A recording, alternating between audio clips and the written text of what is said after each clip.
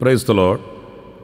ప్రభు అయిన యేసుక్రీస్తు నామంలో మీ అందరికీ మా హోసన్నా మినిస్ట్రీస్ తరపున హృదయపూర్వకమైన వందనాలు తెలియపరుస్తున్నాను. ప్రభు మిమ్మల్ని ఆశీర్వదించి దీవించుగాక. ప్రియులారా, పరిశుద్ధ గ్రంథంలో ఇర్మియా గ్రంథం 29వ అధ్యాయం 12వ వాక్యాన్ని నేను చదువుతున్నాను, జాగ్రత్తగా ఆలకించండి. మీరు నాకు మొరపెట్టుదురేని, మీరు నాకు ప్రార్థన చేయుచు ఒత్తురేని, నేను మీ మనవి ఆలకింతును. ఇక్కడ నేను మీతో చెప్పాలనుకున్న మాట ఏంటంటే, మన మనవి ఆలకిస్తానని ప్రభు చెప్తున్నాడు. మనం చాలాసార్లు అనేక విషయాల నిమిత్తమై ప్రార్థన చేస్తుంటాం, ప్రభు సన్నిధిలో గోజారుకుంటుంటాం. ఎందుకు చేస్తాం ప్రార్థన? ఏదో 4 మాటలు చెప్పుకొని వస్తే సరిపోతుంది అనే ఉపశమనము కొరకు కాదు, దేవుడు ఆలకించాలని చేస్తాం. ఆయన మన మొర వినాలని, జవాబు ఇవ్వాలని, మేలు పొందాలని, సాక్షిగా ఉండాలని ఆశతోనే ప్రార్థన చేస్తాం. అదే సందర్భంలో ఎవరికి అయితే మనం మనవులు చెప్పుకుంటున్నామో ఆయన దగ్గర నుంచి ఒక సమాధానం, నేను వింటున్నాను, నీ మనవి ఆలకిస్తున్నాను అనే మాట మన చెవిని పడినప్పుడు ఇక ఎంత సంబరంగా ఉంటుంది, ఎంత సంతోషంగా ఉంటుందనేది నేను చెప్పాల్సిన అవసరం ఏం లేదు.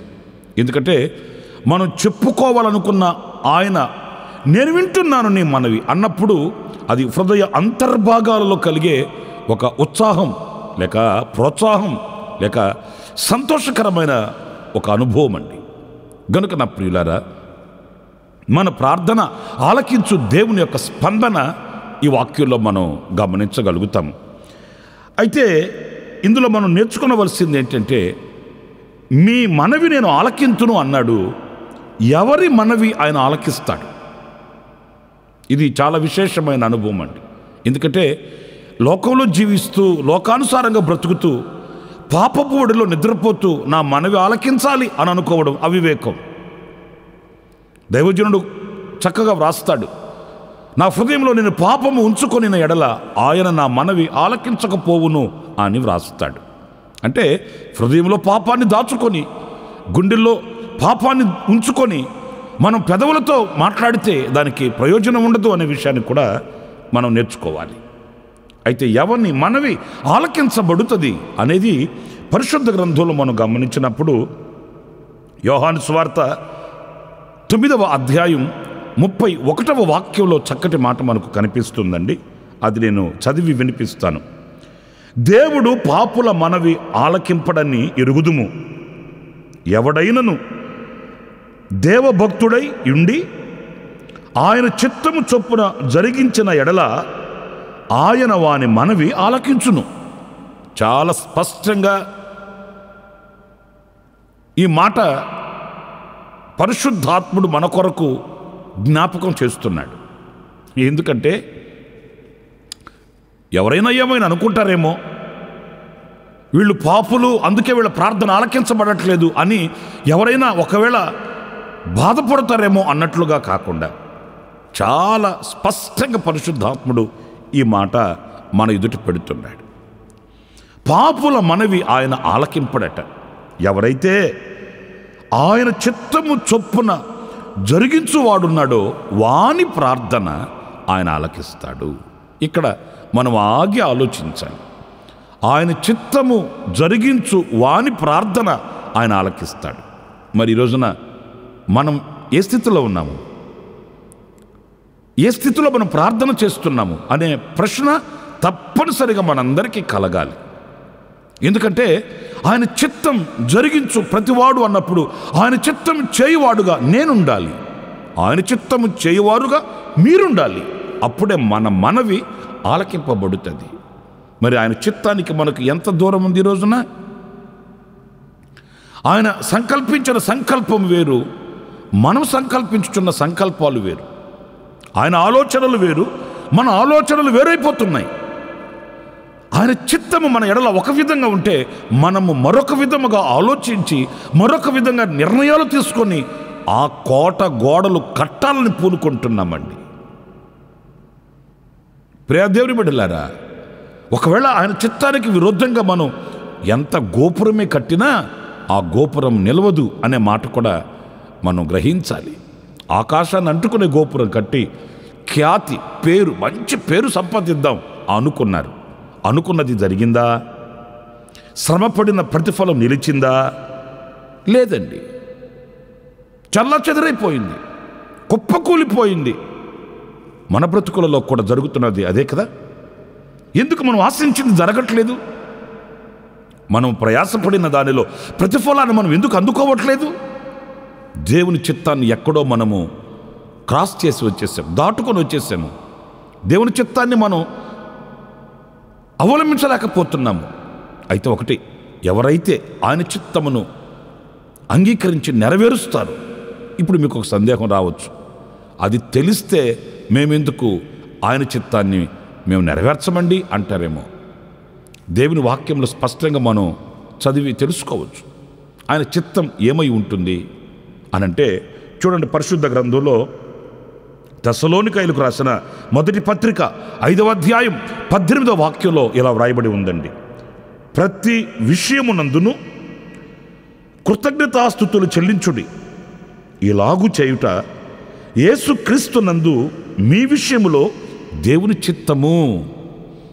చూసారండి, ఇక్కడ మనం దేవుని చిత్తాన్ని తెలుసుకోవడానికి మనం ప్రయాసపడి ఏదో చీకటి గదిలో ఉంది అన్నట్లుగా మనం దోబుచ్చలాడవలసిన అవసరం ఏమీ లేదు. ఆ దేవుని చిత్తాన్ని పరిశుద్ధాత్మ దేవుడు మన ఎదుట పెట్టాడు. ఏంటి ఆయన చిత్తము అనంటే, ప్రతి విషయంలో మనము ఆయనకి కృతజ్ఞతాస్తుతి చెల్లించుట. ఈరోజున చాలామంది హృదయాలు మూయబడిపోయి ఉన్నాయండి.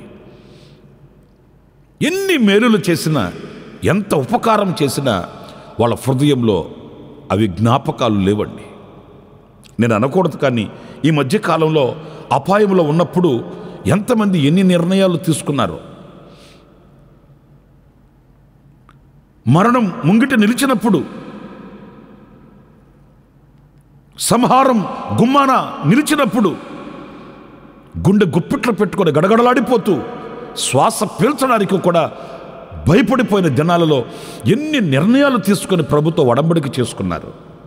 కానీ బాధాకరమైన విషయం ఏంటంటే, దేవుడు వాళ్ళకి కృప చూపించి, కటాక్షం చూపించి, చేయూతనిచ్చి, లేవనెత్తి మరలా సమసమాజంలో సజీవులుగా వాళ్ళను నిలబెట్టాడు. కానీ ఈనాడు వాళ్ళ హృదయంలో అది లేదండి. ఈనాడు ఆ స్థితిని తలంచుకొని దేవుడు నాకు ఇంత మేలు చేశాడే, ఇన్ని మేలులు చేశాడే అని వాళ్ళ నోట కృతజ్ఞత స్తుతి మనం వినలేమండి. ఆపదలో ఉన్నప్పుడు అలాగా మొక్కుకున్నారు, అలాగ తీర్మానం చేసుకున్నారు, అలాగ ప్రార్థించారు. ఇప్పుడు ఆపద తీరిపోయింది కదండి, ఇప్పుడు మరలా ఆరోగ్యంగా ఉన్నారు కదండి. ఒకవేళ మనం మరలా ఆ జ్ఞాపకాలను వాళ్ళకి తీసుకుని వచ్చిన ఏమంటారంటే, ఏమండి అవి బ్లాక్ డేస్ అండి, అవి చీకటి దినాలు, అవి జ్ఞాపకం చేయకండి అంటారండి. అంతేకాని నిజమే, మరణపు అంచులలో నుండి నా దేవుడు నన్ను బయటకు తీసుకుని వచ్చాడు,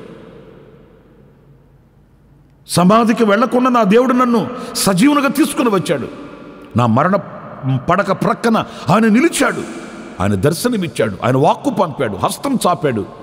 ఈ స్థితిలో నా దేవుడు ఆయన నన్ను నిలబెట్టాడు అనే కృతజ్ఞత చాలామందికి లేదండి. ప్రియులారా, అందుకే కీర్తనకారుడు దావీదు అంటాడు, నా అంతరంగములో ఉన్న సమస్తమా. అంటే జరిగిన మేలులన్నీ ఆ అంతరంగములో ఆయన దాచిపెట్టుకున్నాడండి. ఈరోజు మన హృదయంలో, మన అంతరంగములో ఆయన చేసిన మేలులు ఉన్నాయంటారా? మర్చిపోయారంటారా? ఆయన చేసిన ఉపకారాలు నీ అంతరంగములో అవి సజీవంగా ఉన్నాయంటారా? లేకపోతే తుడిచిపెట్టబడ్డాయి అంటారా? నా ప్రియమైన దేవుని బిడ్డలారా, ప్రతి విషయంలో ఆర్థికంగా, ఆరోగ్యంగా, ఆత్మీయంగా, కుటుంబపరంగా, వ్యక్తిగతంగా ఏ విషయంలోనైనా నీవు దేవునికి కృతజ్ఞుడవై ఉండడం దేవుని చిత్తం. మరి ఆ చిత్తమే నీవు చేయకపోతే, ఆ కృతజ్ఞత నీకు లేకపోతే నీ మనవి ఎలా ఆలకింపబడుతుంది? నీ ప్రార్థన ఎలా అంగీకరింపబడుతుంది? ఆలోచించాలి. మరొక విషయం కూడా నేను మీకు జ్ఞాపకం చేస్తాను. తెస్సలోనికైలకు రాసిన మొదటి పత్రిక 4వ అధ్యాయం 5వ వాక్యంలో చదివినప్పుడు, పరిశుద్ధత యందును ఘనత యందును తన తన ఘటమును ఎట్లు కాపాడుకొనవలెనో అది ఎరిగి ఉండుటయే దేవుని చిత్తము. ప్రియులారా, చూడండి ఎంత చక్కటి మాట. పరిశుద్ధత యందును ఘనత యందును మన ఘటమును ఎట్లు కాపాడుకొను అంటే పరిశుద్ధతను కలిగి ఉండడం దేవుని చిత్తమండి. ఆ చిత్తము చేయువాని ప్రార్థన ఆయన ఆలకిస్తాడు. పరిశుద్ధతను కలిగి ఉండడం అంటే ఏంటి? ఏదైనా క్రైస్తవులని చెప్పుకోవడం మాత్రం కాదు. దేవుని సారూప్యం ఒక పరిశుద్ధమైనది, మచ్చ, మడత, డాగు, కళంకము లేనిది. ఆయన సారూప్యాన్ని, ఆయన స్వభావాన్ని, ఆయన గుణగణములను మనం కలిగి ఉండడం అండి. లోకంని మనం అనుసరిస్తే పరిశుద్ధత మనకు కలగదు. లోకస్తులను వెంబడిస్తే మనకు పరిశుద్ధత కలగదు. ప్రభువుని మనం అనుసరిస్తే, ఆయనను వెంబడిస్తే, ఆయనను సేవిస్తే ఆయన ద్వారా మనకు పరిశుద్ధత కలుగుతుంది. ఎందుకంటే పరిశుద్ధత ఆయనలో నిక్షిప్తమై ఉంది. ఆయన యొక్క స్వాభావికమైన గుణం, ఆయన క్రియలు మనము అనుసరించాలి. ఆ పరిశుద్ధతని, ఆయన యొక్క పరిశుద్ధతని మనం అవలంబించాలి. ఈ పరిశుద్ధతని గనక మనం కలిగిన వారమై ఆ పరిశుద్ధతని కాపాడుకోగలిగిన వారమే అయితే అది దేవుని చిత్తం అంటండి. ఇది మన చేతి పనులు, ఉద్యోగాలు, వ్యవసాయాలు, చదువుల రంగంలో ప్రభువా నీ చిత్తాన్ని తెలియపరచునైనా, నీ చిత్తాన్ని తెలియపరచునైనా అని అడగడం మాత్రమే కాదు. అసలు మన జీవితపు అనుభవాన్ని పవిత్రంగా, పరిశుద్ధంగా మనం కాపాడుకోవాలి. పరిశుద్ధత లేకుండా ఎవడు ప్రభువును చూడలేడు. ఆ పరిశుద్ధతని నేను కలిగి ఉండాలి కదా అనే చింతన కలిగిన వారమే. చాలామంది వాడుకగా, అమాయకంగా మాట్లాడుతుంటారండి. దేహం కదండి, శరీరం కదండి, అంచేత ఆత్మ సిద్ధంగా ఉంటే సరిపోతుంది, ఆత్మ పరిశుద్ధంగా ఉంటే సరిపోతుంది, ఈ శరీరం ఎట్లా ఉంటే ఏమైందండి? నో. ఈ వాక్యం చూడండి. తన తన ఘటమును ఎలా కాపాడుకొనవలెనో. రేపటి రోజు ప్రభు ప్రత్యక్షమైన రోజున ఈ శరీరం మార్పు చెందాలండి. ఈ శరీరం ఎట్లా ఉంటే ఏమైంది అంటే ఎట్లా? మార్పు చెంది మహిమను ధరించుకొనవలసింది ఈ శరీరమే. గనుక మన దృష్టి ఆ పరిశుద్ధత మీద మరల్చాలి. ఆ పరిశుద్ధతని మనలో కాపాడుకోవాలి. పరిశుద్ధత గలవారమై ఉండడానికి ఎంత పరిశుద్ధత అంటే వాక్యం మనకు కనిపిస్తుంది. నేను పరిశుద్ధుడను గనక మీరును పరిశుద్ధులై ఉండుడి అని ప్రభు చెప్పాడు. ఆయన ఎంత పరిశుద్ధుడో అంత పరిశుద్ధతగా మనం జీవించడానికి మనం ప్రభు పాదాల దగ్గర నేర్చుకోవాలి, అవలంబించాలి. అది దేవుని చిత్తం అని దేవుని వాక్యం చెప్తుంది. అలా దేవుని చిత్తమును చేయు వాని యొక్క ప్రార్థన, మనవి ఆయన ఆలకిస్తాడట. అపవిత్రతలో నిలిచి దేవుని యొక్క మార్గాన్ని విస్మరించి మనం చేసే ప్రార్థన అది అంగీకరించబడదు అనేది మరొక్కసారి ఈ వాక్యానుసారంగా మనం నేర్చుకోవాలి. మరొక మాట కూడా నేను మీకు జ్ఞాపకం చేస్తాను. అది పేతురు రాసిన మొదటి పత్రిక 2వ అధ్యాయం 15వ వాక్యంలో మనం చదివినప్పుడు, ఎలయనగా మీరిట్లు యుక్త ప్రవర్తన గలవారై అజ్ఞానముగా మాట్లాడు మూర్ఖుల నోరు ముయుట దేవుని చిత్తము. ఇది కాస్త ఆలోచించవలసిన విషయం అండి. అంటే భక్తి అనేది మనము కలిగి ఉండి మనది మనకే అని కాదు. ఈ భక్తి వలన అజ్ఞానముగా మాట్లాడు వారి యొక్క నోళ్ళు ముయించడము అంటే అర్థం ఏంటంటే, మనం చేసే ఈ భక్తి వలన, ఈ ప్రవర్తన వలన వాళ్ళకి అవగాహన కలగాలండి. మూర్ఖముగా మాట్లాడే వక్ర జనం ఉన్నారే, వారికి అవగాహన కలగాలి. వాళ్లకు జవాబు దొరికే విధముగా మన ప్రవర్తన ఉండాలండి. ఉదాహరణకు నేను మీతో చెప్తాను. ఏమండి, దేవుడు దేవుడు దేవుడు దేవుడు అంటుంటారు, దేవుడు నమ్ముకుని ఏమొచ్చిందండి అనేది మూర్ఖులు మాట్లాడే మాట. అలాంటి వాళ్ళకి మనల్ని చూసినప్పుడు మనలో ఆ మాటకి సమాధానం దొరకాలండి. ప్రభువుని నమ్ముకొని ఏం దొరికింది అనే వానికి మనం చూడగానే, అరే అతను ప్రభువుని నమ్ముకున్నందు చేతనే కదా ఇంత ఘనతగా, ఇంత ఆశీర్వాదకరంగా, అంత ప్రశాంతంగా, అంత విశ్రాంతిగా ఉంటున్నాడు, శాంతితో బ్రతుకుతున్నాడు. నిజమే, వాళ్ళ నోళ్ళు మూయించడం అంటే అలాగండి. అంతేగాని తర్కాలు పెట్టుకొని, వాదనలు పెట్టుకొని, వాదోపవాదాలతో దేవుని నామానికి అవమానం కలుగు చేయమని కాదు. మన సత్ప్రవర్తన ఎలయనగా మీరిట్లు యుక్త ప్రవర్తన గలవారై, మన నడవడిక అజ్ఞానముగా మాట్లాడే వాళ్ళకి ఒక సమాధానంగా ఉండాలండి. ప్రభుతో బ్రతికే బ్రతుకు ఎలా ఉంటుంది? ప్రభుతో బ్రతికే బ్రతుకుతున్న వ్యక్తి ఎలా ఉంటాడు? అతని ఆశీర్వాదం ఎలా ఉంటుంది? అతని యొక్క దీవెన ఎలా ఉంటుంది? అతని యొక్క అభివృద్ధి ఎలా ఉంటుంది? ఇవన్నీ మనలో ఒక సమాచారంగా ఉండాలండి. మనమే ఒక పత్రికలుగా ఉండాలండి. అప్పుడే అజ్ఞానముగా మాట్లాడే వాళ్ళ యొక్క మాటలు ఆపబడతాయి. నా ప్రియ సహోదరులారా, మరి ఈ రోజున ఇలాంటి యుక్త ప్రవర్తన మనం కలిగి ఉండాలి కదా. మనమే ఒక ప్రశ్నార్థకంగా ఉంటే ఎలాగా? కొంతమంది అంటుంటారు, ఏంటండి ప్రార్థనా మందిరానికి రాకపోయారా, దేవుని మందిరానికి రాకపోయారా? అట్లా అంటే వచ్చేవాళ్ళని చూస్తున్నాం లేండి. ఎంత బాధాకరమైన మాట చూడండి. వచ్చేవాళ్ళని చూస్తున్నాం కదా, వచ్చేవాళ్ళు ఏమాత్రం భక్తిగా ఉంటున్నారు, శక్తి కలిగిన వాళ్ళై ఉంటున్నారు. నిజమే, వాళ్ళని చూస్తే అనేక సందేహాలు కలుగుతాయి లోకస్తులకి. వాళ్ళని చూస్తే దేవుని దగ్గరకు రావడానికి ఆటంకాలు వాళ్ళకి కనబడుతాయి. మనం అలా ఉండకూడదండి. మనం చూస్తే మన యుక్త ప్రవర్తన వలన వాళ్ళు నోరెత్తడానికి సాహసించకూడదండి. అలాంటి సత్ప్రవర్తన మనం గలవారమై అప్పుడు మనం చేసినప్పుడు ఆ మనవి ఆలకించబడుతుందట. ప్రియులారా, ప్రతి క్షణం మనల్ని మనం సరిచేసుకోవాలి. మనం సిద్ధపడేటప్పుడు అద్దం దగ్గర ఎలా నిలబడతాము? సిద్ధ మనసుతో నిలబడతాము. అద్దం దగ్గర సరిచేసుకోవాలి. అలాగే వాక్యం అనే నిలువుట అద్దం ఎదుట మనం నిలబడాలి. మనల్ని మనం సరిచేసుకోవాలి. ఆయనకు ఆయాసకరమైనది, ఆయనకు విరోధమైనది మనలో ఏమైనా ఉన్నదా అని సరిచేసుకోవడానికి సమ్మతి అయిన మనసుతో మనం నిలవాలి, సరిచేసుకోవాలి, బాగు చేసుకోవాలి, కడుగుకోవాలి. మనం ప్రభు ఎదుట నిష్కళంకులుగా నిలవాలి. అంతేకాదు, మనల్ని చూచేవారికి మనమే ఒక జవాబై ఉండాలి. పరిశుద్ధుడైన పౌలు చెప్పిన మాట ఒకసారి మీకు జ్ఞాపకం చేయనా?